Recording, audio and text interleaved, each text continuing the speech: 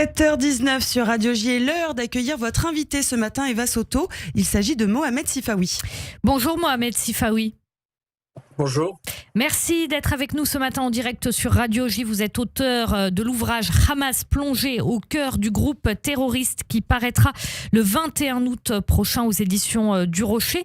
Vous dites que le Hamas ne sera plus au pouvoir dans la bande de Gaza. Pourquoi Mohamed Sifawi ? D'abord, c'est pas moi qui le dis, ce sont les dirigeants israéliens qui, dès le 7 octobre, ont fixé comme objectif de guerre l'élimination du Hamas en tant que groupe politique susceptible de diriger la bande de Gaza.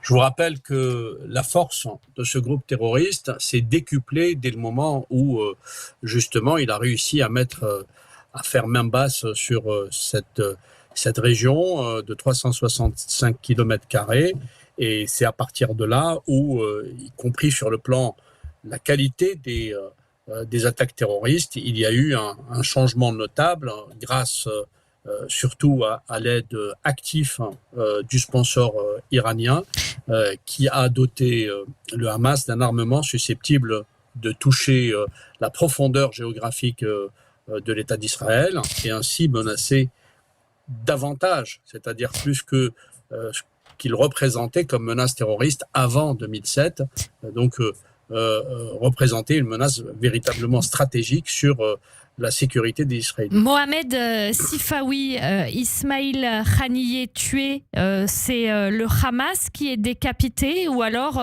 quelqu'un d'autre prendra vite sa place ? Non, le Hamas, c'est un peu plus complexe. Pour comprendre ce qu'est le Hamas, et je pense que ce qui n'a pas été compris longtemps, en tout cas par certains commentateurs, c'est que ce n'est pas un groupe terroriste traditionnel. C'est à la fois un groupement idéologique issu de la confrérie des frères musulmans qui diffuse cette pensée auprès des Palestiniens notamment. C'est par ailleurs un groupe politique qui s'est engagé en politique pour devenir, je dirais, la force la plus importante aujourd'hui au sein de l'échiquier palestinien, et c'est enfin un groupe terroriste. Donc c'est un groupe terroriste assez atypique, puisque tout en étant classé groupe terroriste, il a déployé une diplomatie propre, il entretient des relations avec les États comme si il s'agissait d'un État, même si il n'est pas représentatif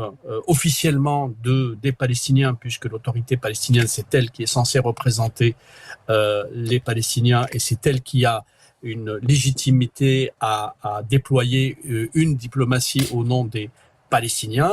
Le Hamas entretient des relations avec un certain nombre de pays, que ce soit en Afrique du Nord, que ce soit dans les pays d'Amérique latine, et évidemment auprès d'un certain nombre de pays musulmans, dont la Turquie, le Qatar, l'Iran, évidemment, pour ne citer que. Donc, Mohamed Sifawi, cette légitimité du Hamas, comment le Hamas l'a-t-il gagnée ? Et ma question concerne aussi le 7 octobre. Est-ce qu'il a gagné une légitimité supplémentaire après ces massacres antisémites commis en Israël ? Il y a deux moments dans l'histoire du Hamas où justement il y a eu cette légitimité qui a été gagnée. D'abord les élections de 2006 qui ont permis au Hamas de faire semblant ou de faire croire à plusieurs de ses partenaires, y compris ceux qui ne le soutenaient pas initialement, qu'il pouvait devenir respectable. Il y a eu d'ailleurs cette attitude à diviser, y compris le débat en Europe et en Occident.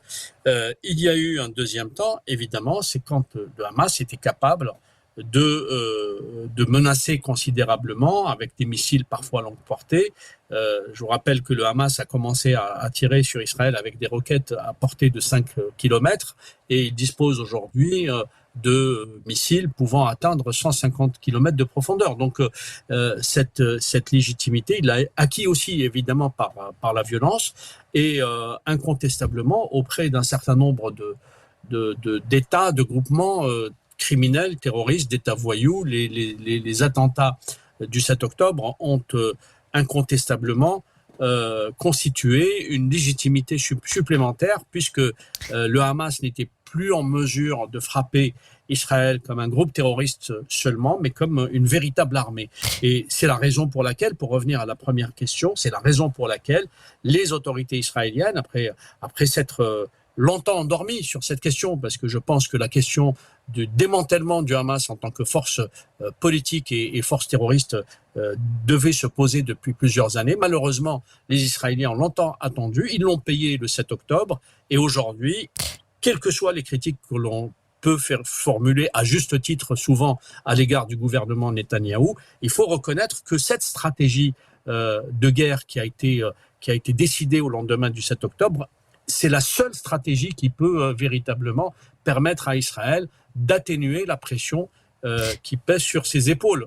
La pression sécuritaire s'entend parce que l'Iran a placé dans le Hamas un proxy qui est extrêmement important à ses yeux, avec le djihad islamique, il ne faut pas l'oublier, on parle très peu du djihad islamique, ce sont deux forces palestiniennes parmi d'autres, qui sont extrêmement importantes, extrêmement nuisibles, extrêmement toxiques, et qui rendent évidemment un grand service aux Iraniens et à leur stratégie du chaos dans la région.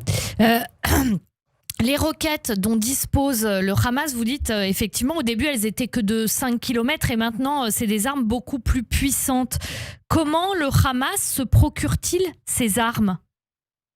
Il y a eu deux façons. Il y a effectivement les armes qui sont rentrées à Gaza par l'intermédiaire d'un certain nombre de contrebandes. D'abord à travers l'Égypte, parce que la frontière avec l'Égypte, le fameux couloir Philadelphia, est assez poreux.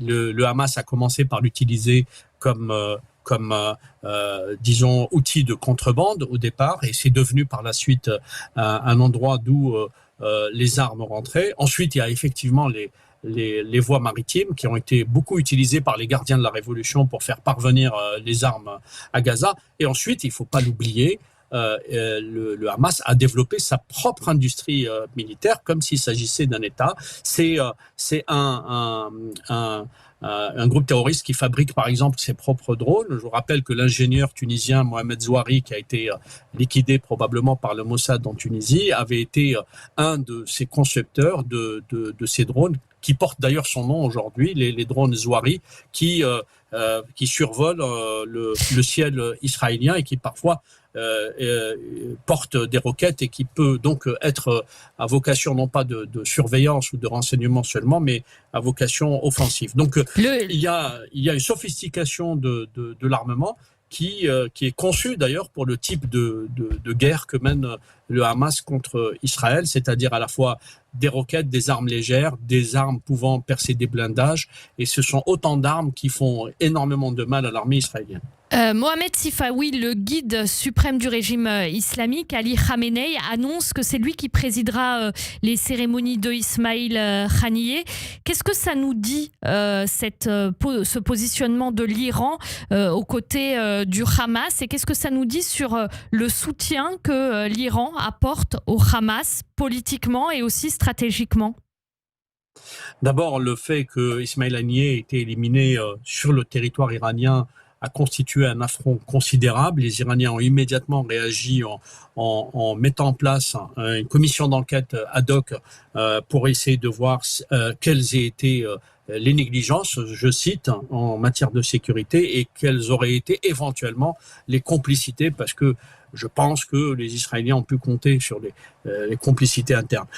Donc aujourd'hui, évidemment, les Iraniens se sont jurés de venger, de riposter à cette élimination d'Ismail Haniyeh. Vous savez probablement, ou peut-être, que dans la symbolique chiite, le fait de hisser ce qu'ils appellent le drapeau rouge, c'est-à-dire le drapeau de la vengeance, est très important. Or, hier, justement, sur certaines mosquées chiites en Iran, ce fameux drapeau rouge a été hissé en guise de message envoyé aux Israéliens, mais je pense aussi aux Américains, pour dire que l'Iran allait riposter. Et hier, nous avons eu toute la journée un certain nombre de déclarations, notamment le chef d'état-major de l'armée iranienne qui s'est juré de riposter. Donc il va y avoir, sous une forme ou sous une autre, effectivement des attaques qui vont viser le territoire israélien ou des intérêts israéliens.